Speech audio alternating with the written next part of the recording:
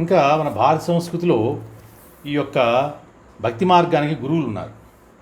త్రిమతాచార్యులు శంకర, రామానుజ, మధ్వాచార్యుల వారు ఉన్నారు. ఇప్పటికీ ఎప్పటికీ కూడా వారు ముగ్గురు మహానుభావులు. ముగ్గురు కూడా వాళ్ళు వేసిన మార్గమే ఉంటుంది. ఎవరు ఏ మార్గంలో వచ్చినా ఆ 3 మార్గాలు దాంట్లో రావాల్సింది. కాబట్టి ముందే చెప్పుకున్నాం మనం మెడిటేషన్ ఉంటుంది, సాకార రూపత్వం 2 ఉంటాయి. అంటే నిరంజనాకారత్వం ఉంటుంది, ఆకారత్వం ఉంటుంది. ఈ నిరంజనాకారత్వంలో వాళ్ళు కూడా ఒక అనాల్సిందే ఏదో మనసులో. ఇప్పుడు ఏమి లేదు, అక్కడ దండం పెట్టుకుంటున్నాడు. అప్పుడు ఏం దండం పెట్టుకుంటాడు?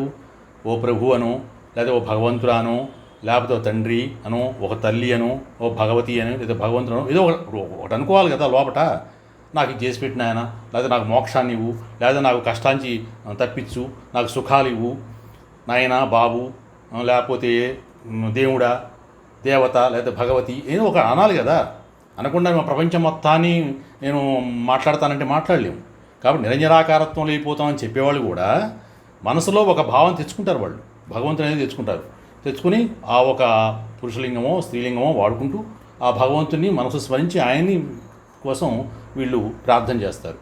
వాళ్ళ కోసం, ఆ స్వామి కోసం అటువైపు తిరిగి ఆయన్ని ధ్యానం చేస్తారు. కాబట్టి నిరంజనాకారత్వము వేదాల్లో ఉంది, సాకారత్వం కూడా వేదాల్లో ఉంది. కాబట్టి గురువులు మనకి ముఖ్యం. అనేక మంది గురువులు వస్తుంటారు, పోతుంటారు, కానీ భగవంతుడు మాత్రం శాశ్వతంగా ఉంటాడు. శాశ్వతమైన వాడు భగవంతుడు. దృశ్యం నశ్యం అన్నాడు. కనిపించేది ఎప్పుడు పోయేదే, కనిపించేది ఎప్పుడు ఉంటుందన్నాడు. కాబట్టి గురువులు ఇక్కడ భగవంతుడు. గురువులు ఏం చేస్తారంటే భగవద్ మార్గం చూపిస్తారు, నీకు ఎలా వెళ్ళాలో చూపిస్తారు. వాళ్ళ ఊరు వెళ్ళాలంటే ఇలా వెళ్ళొచ్చు, ఇలా వెళ్ళొచ్చు అని దానిలో కష్ట నష్టాలు లోటుపాట్లని చెప్తారు. ఆ మార్గంలో మనం వెళ్ళాలి. అందుకని భగవంతుడు గురువును ఒకసారి నామస్మరణ చేసుకుని ఆయన నమస్కారం చేసి మనం భగవంతుడి యొక్క మార్గంలో వెళ్ళాలి. కాబట్టి ఇంకా భగవద్గురువులు ఉన్నారు. ఇప్పుడు దత్తాత్రేయ స్వామి వారు ఉన్నారు, హయగ్రీవ స్వామి వారు ఉన్నారు, దక్షిణామూర్తి వారు ఉన్నారు.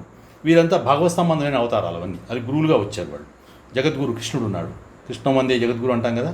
అయితే మిగతా వాళ్ళు వచ్చినటువంటి గురువులు ఉన్నారే, వారంతా కూడా భగవత్ యొక్క అంశ. భగవంతుడు వేరు, భగవత్ యొక్క అంశ వేరు.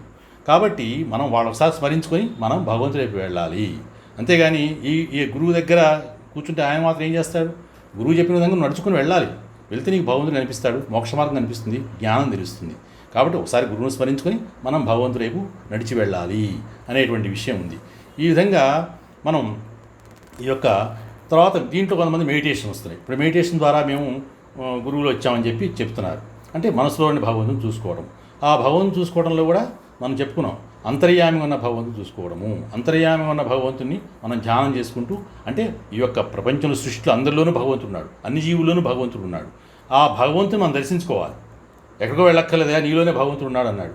ఒక భగవంతుడు రాగానే కాదు, భగవంతుడు సంబంధించిన గుణాలు కూడా మనం తెచ్చుకోవాలి.